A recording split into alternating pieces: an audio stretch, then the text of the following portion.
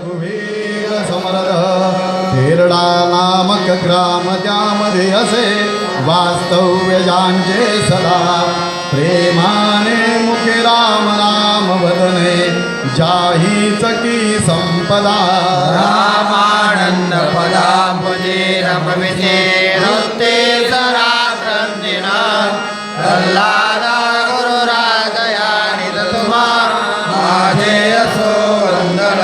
नेत्राने गुरुराज मूर्ती आपुली मी जय धमा पाहिली तू विष्णू शिव तूच दैवत मना तू तात तू माऊली झाला भाव मनात या मग करू कोणाच पाचारण प्रल्हादा गुरुराजया निदतुमा माझे असो वंदन तारायास भवार्णवात जनता